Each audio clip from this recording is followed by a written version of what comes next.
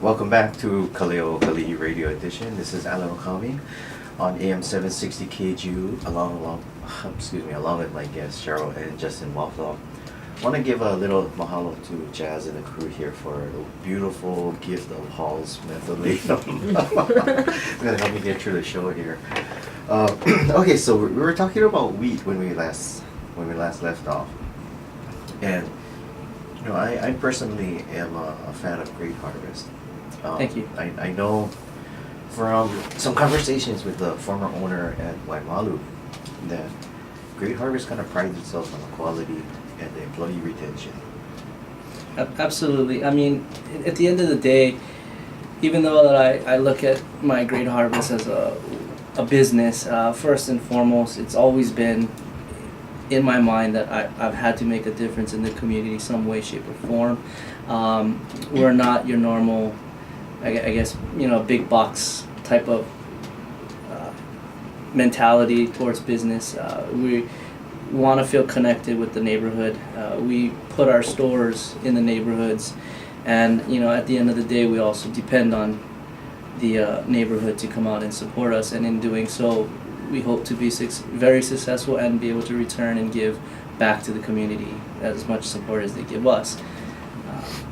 And a little earlier, we were talking about the different ways that you demonstrate that through fundraising, Yes. Having kids come through. Yeah, I mean we do tours every now and then to show the kids. Usually it's more so just to give them an idea of what's out there. I always felt like the kids just got to play at school, and it would always have been neat to walk around to different businesses, even though they're 5 and 6 years old and they really don't know anything, anything shiny. They're like, ooh, wow. But just to give them a chance to squeeze and touch dough. A lot of times they always say, hey, it feels like Play-Doh. Can you sell that bread? No. We put it in their pockets and then let mom and dad wash it and then it gets stuck. No. No, but we do give them the opportunity just to see a different side in the normal day of their life, and it makes us feel good. And yeah, I don't want to put you on a spot here, but do they get to make their own little bread? Well, we'll pre-prep for them so that when they come in, we show them about our oven. We give them a little demonstration of our ingredients that we use in there, but we'll have on the side dough ready, and they'll just be able to cut it, knead it, and play around with it, and play with flour on our kneading table, and then we move on to other conversations with the kids. And also, do not touch the hot oven. Yeah, well, a lot of them can't even reach. It's about 5.5 feet up, so the kids can't even reach. Okay, that kind of excludes me from working for you too. we have ladders for you. I'd be like tippy-toeing and peeking over the edge.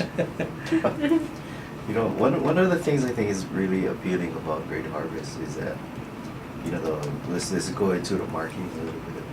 You folks offer a wide variety of products. Yes. But you can't always get maybe what you want that day. Mm-hmm.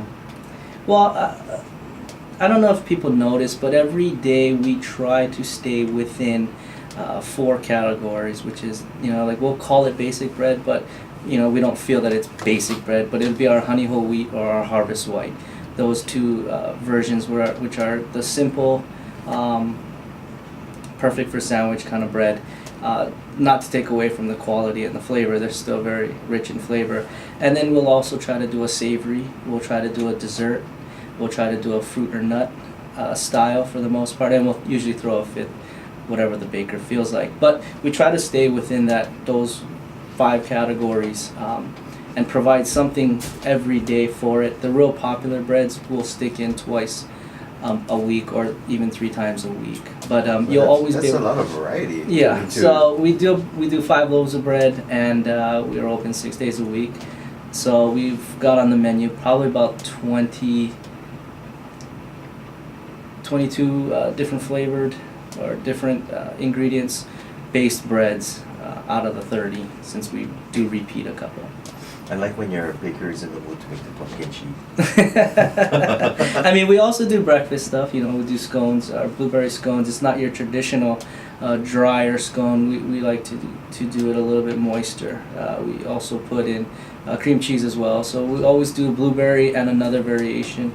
We also do cookies, muffins, batter breads. So those are all ready 6:30 in the morning every day, and our fresh baked breads start coming in about 9 in the morning. How well do your scones do? Because I know a lot of local folks, you know, they all drive up to Montserrat and head out to Diamond Head Grill. We're very similar. Right now, we don't put on the that icing glaze on there, which gives it a little extra sweet flavor. But for the most part, I'm not gonna knock the guys up at Montserrat. They do a very good scone as well. But at the same token, I feel we're just as good or better. With the blueberry especially. It's good to have variety. Yes. You know, and good for people to know that, you know, you don't have to always drive out to Montserrat. Nothing against them, because I love those scones. I'm personally not really a pastry person, but I'm a little bit more howly in my taste when I like bread and stuff like that. Bread doesn't like me, though. Put on some weight. The starches are so good for putting on weight. You know, but just to add a little bit about Great Harvest, you know, when you were talking about marketing, what we have found in Hawaii is, unfortunately, what the real strength of Great Harvest, like I was saying earlier, is about our wheat. We mill fresh daily, so our wheat that we use in our breads are usually no more than 24 hours old. And we'll use the entire wheat kernel as well, so you're getting 100% whole wheat, whole grain flour. But with that being said, Hawaii is very much a dessert and savory white flour consumer. Yes. And but for those who are, you know, very health conscious and stuff, they know firsthand that Great Harvest and our wheat breads are basically the top, and they keep coming for those as well. Well, we want to really show our appreciation for Justin, because he didn't realize he was going to be one of the interviews. So that, you know, I think you're doing really, outstanding. Cheryl says I'm able to talk. Now, what's the difference between going from managing it to actually owning the location? Because you look at Great Harvest, and although it's a national franchise, it has become a part of our community here. Where I don't think you folks have, correct me if I'm wrong, but I don't think you've experienced anything other than the community embracing you folks and Absolutely, your products. So, absolutely. What are some of the differences? What do you see? Has your perspective changed, from managing to actually owning and operating a location? Well, normally, when the hard part, I guess, about that was it was always a family business from the very beginning, because my cousin started it. I've had that passion for it, as well as always viewed it as it was, because it was part of the family, that it was 120% day in and day out in the store to make it as successful as possible. And in terms of being the manager versus now owning, I guess at the end of the day, that if there's anything wrong, or you're basically accountable for it. But in terms of the day-to-day activities, there wasn't really no change for me. Having to do payroll, having to worry about insurance, all of this kind of stuff are just added things that most people, when they first look at starting a business, they don't really look or know about those aspects. Okay, let's put it to the litmus test here. Were you folks dating when Justin was a manager? No.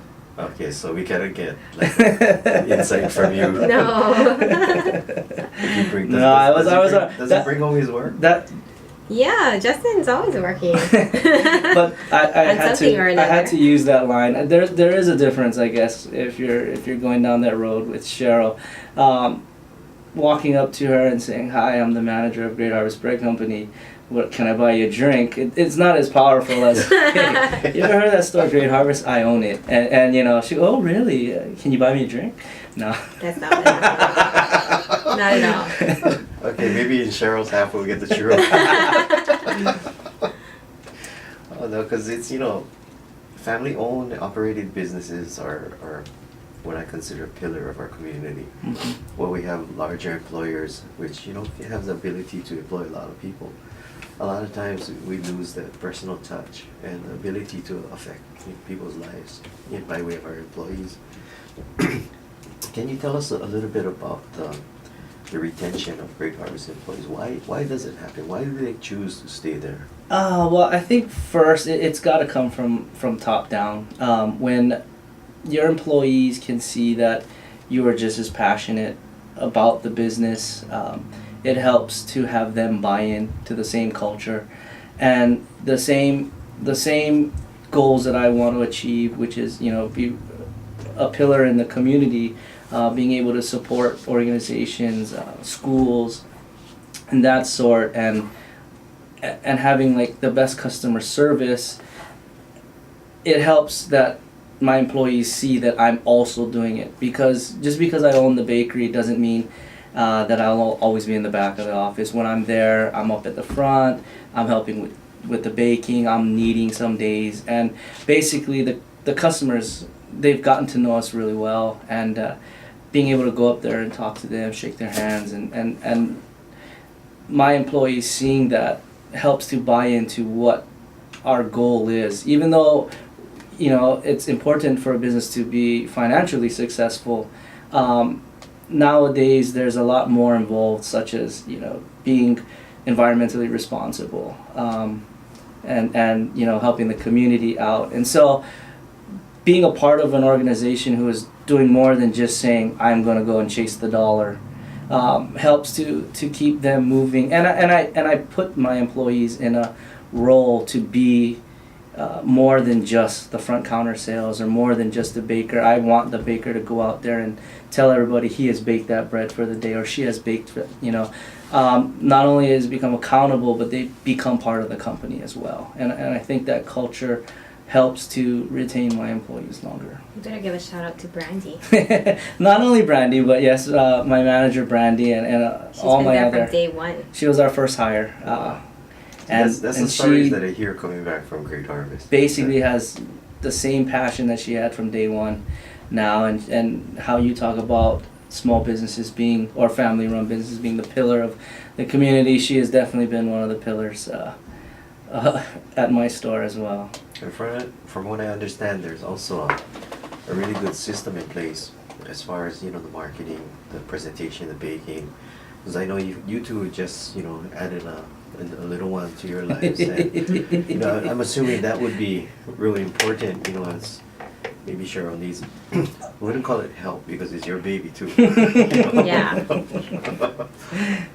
Sorry, I don't want to open up anything. It's gonna be a quiet car right I'm now. a two-time daddy myself. So, but we're gonna cut away. We want to thank Justin from Great Harvest Bakery Kahala. For those of you who may not have visited him yet, they're out on Kaleo. Yeah, just right next to Star of the Sea. We're with Petland and Umeki Market, that little strip mall over there, 4400 Kalanianole Highway. And that's Great Harvest Kahala, Justin Walthall. We'll be right back. Thank you. That was awesome, man.